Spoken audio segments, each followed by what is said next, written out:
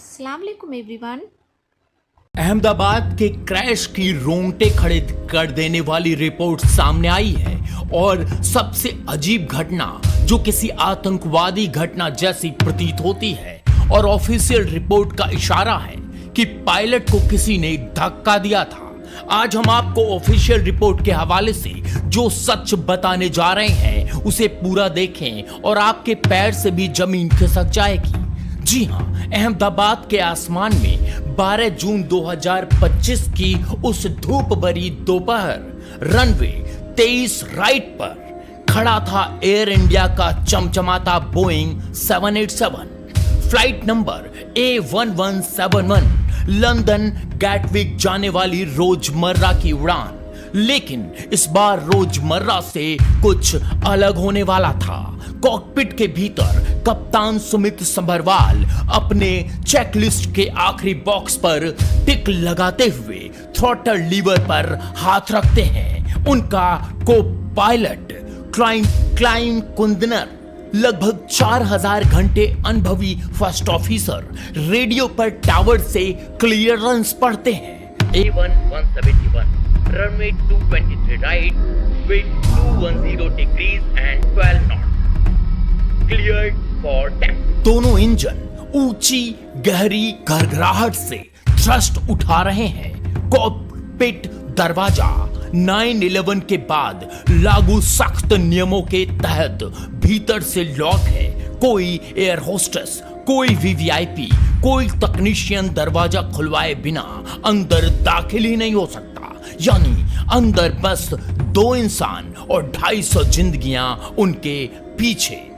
VR speed पर कप्तान योक खींचते हैं, नाक ऊपर उठती है, पहिया जमीन छोड़ते हैं और तभी कुछ ऐसा हुआ जो ब्लैक बॉक्स ने रिकॉर्ड किया। मानो सुमित संभरवाल की कुर्सी पूरे रेड चटर के साथ अचानक फुल ऑफ्ट यानी आखिरी स्टॉप तक पीछे खींची जा रही है।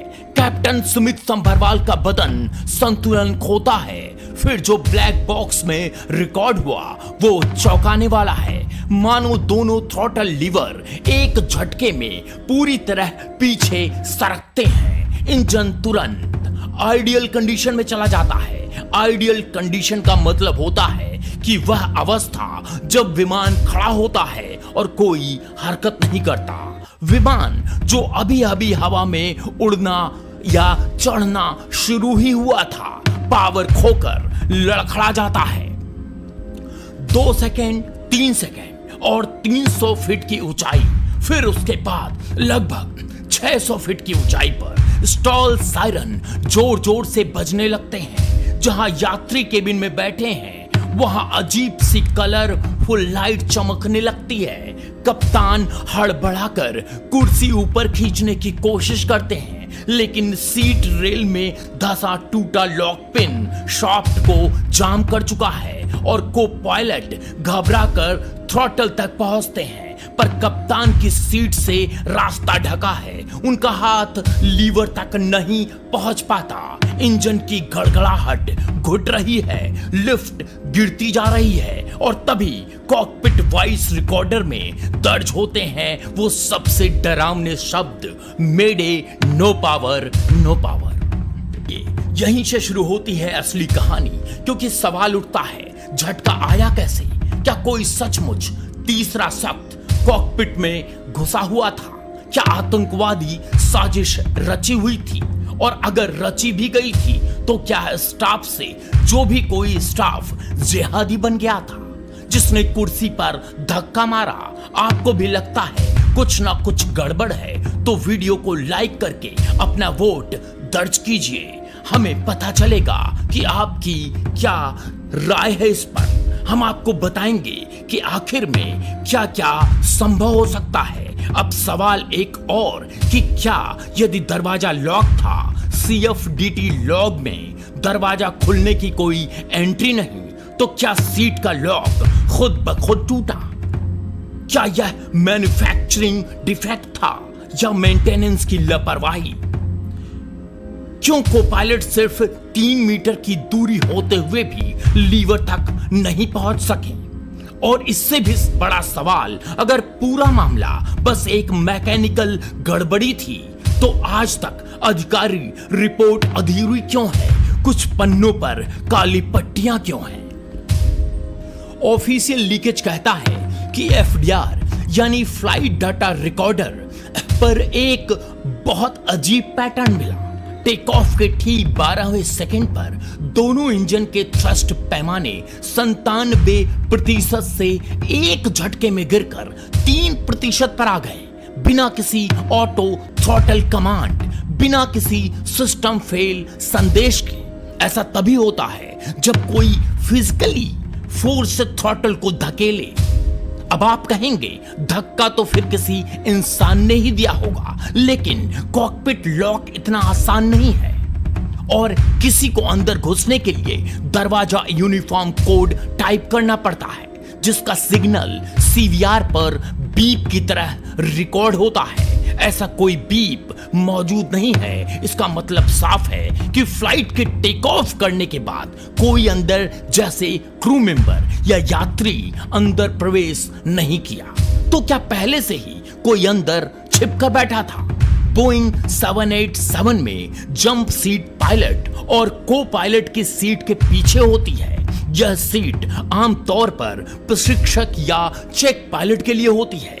जंप सीट के नीचे या पीछे का क्षेत्र कॉकपिट में सबसे कम ध्यान देने वाला स्थान हो सकता है, क्योंकि पायलट और को पायलट उड़ान के दौरान सामने कंट्रोल पैनल और विंडशील्ड की ओर ध्यान देते हैं। अब सवाल उठता है कि कैसे कोई वहां पर छिप सकता है? कोई बहुत छोटे कद का व्यक्ति, उदाहरण के लिए 4 फीट से भी कम, जंप सीट के नीचे या पीछे के छोटे स्थान में सिकुड़ कर बैठ सकता है, लेकिन यह असंभव के बराबर है। हालांकि आतंकवादी घटनाएं असंभव ही होती हैं। अब दूसरा और अहम सवाल जो हमने पहले की वीडियो में बताई थी, जिसका लिंक आपको डिस्क्रिप्शन बॉक्स में मिल जाएगा, कि क्या विमान आतंकी संगठन द्वारा हैक किया गया? क्योंकि यह सवाल और यह संभव है और प्रैक्टिकल भी है, खासकर बोइंग 787 जैसे विमानों के लिए। खैर, हम आपको एक और रोंगटे खड़े कर देने वाली सच्चाई बताएंगे, और उससे पहले आप भी कमेंट्स बॉक्स में बताएं कि क्या चीज आपके हिसाब से संभव है। आगे बढ़ते हैं तो क्या सीट किक रिलीज पिन अकस्मात फट गया?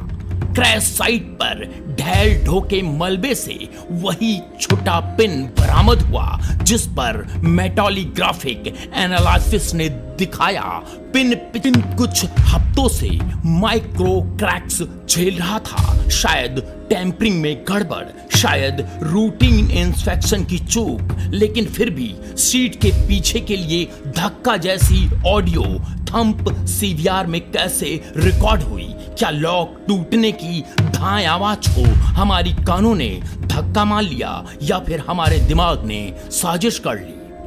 हमारे पास एक और परत है, और वो ये है को पायलट की स्टार्टल रिएक्शन। एविएशन साइकोलॉजी कहती है कि अचानक घटनाओं पर पायलट अक्सर 3-4 सेकेंड फ्रीज हो जाते हैं। दिमाग खतरे को समझने में उलझता है। AI 171 के को पायलट के साथ यही हुआ। याद रखिए, उड़ान तब लगभग 600 फीट पर थी, जबकि बोइंग 787 को स्टॉल से रिकवरी करने के लिए कम से कम 1000 से 1200 फीट चाहिए। इंजन रिस्टार्ट में 5-6 सेकंड लगते हैं, लेकिन उनके पास 3 भी नहीं थे। तो क्या हम को पायलट को दोष दें, या मान ले कि इंसानी सीमा वही खत्म हो जाती है जहां इंजीनियरिंग फेल होती है? आधिकारिक रिपोर्ट ये कहती है कि जब विमान टेक ऑफ किया और टेक ऑफ करते ही जब वह ऊपर की तरफ बढ़ रहा था, यानी लिफ्ट ले रहा था, उस वक्त अचानक से एक झटका हुआ और जो सीट लॉक होनी चाहिए थी वो लॉक नहीं थी, बल्कि खुल गई। यानी सीट का लॉक टूट गया और सीट अचानक से पीछे गई, और उसके बाद कैप्टन का हाथ थ्रॉटल पर पड़ा और थ्रॉटल खिंच गया, जिससे दोनों इंजन बंद हो गए। और यही हम दर्शक आपसे सवाल पूछना चाहते हैं कि आपको लगता है कि क्या कोई तीसरा शख्स भीतर आया ही नहीं, बल्कि सीट लॉक खुद टूटा, हाथ अनजाने में लीवर से टकराया, इंजन बंद हुए और जहाज गिरा। बस इतनी सी बात। क्या आप मानते हैं कहीं ना कहीं किसी ने दरवाजा खोलने का तरीका खोजा? शायद टेक ऑफ रोल के ठीक पहले दरवाजा हल्का सा खोला, झटका दिया और फिर चुपचाप बंद करके बाहर निकल गया, या फिर वहीं पर छिपा बैठा। भूलिए मत, 787 का कॉकपिट दरवाजा एक बार बंद हो जाए तो बाहर से खोलना लगभग नामुमकिन है, लेकिन अंदर से पायलट अगर इमरजेंसी कोड दबाए तो वह 30 सेकंड के लिए अनलॉक भी कर सकता है। सीवीआर में ऐसा कोई कोड बीप नहीं बजा, तो क्या पायलट खुद दरवाजा खोल ही नहीं पाए, या दरवाजा खोलने की जरूरत नहीं पड़ी क्योंकि सीट लॉक पहले ही थकान में टूटने वाला था? और ये बिल्कुल परेशान करने वाला लगता है। हम भी जब इस पर रिपोर्ट बना रहे थे, हमारा भी दिमाग चकरा गया।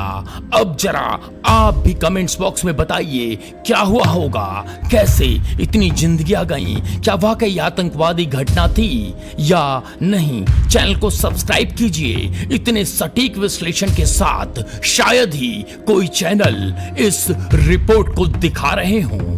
हम उनसे भी आग्रह करते हैं कि इस वीडियो को लाइक करें जो इस चीज को सोच सकते हैं अगर वो विमान में होते तो उस वक्त उनका क्या हाल होता।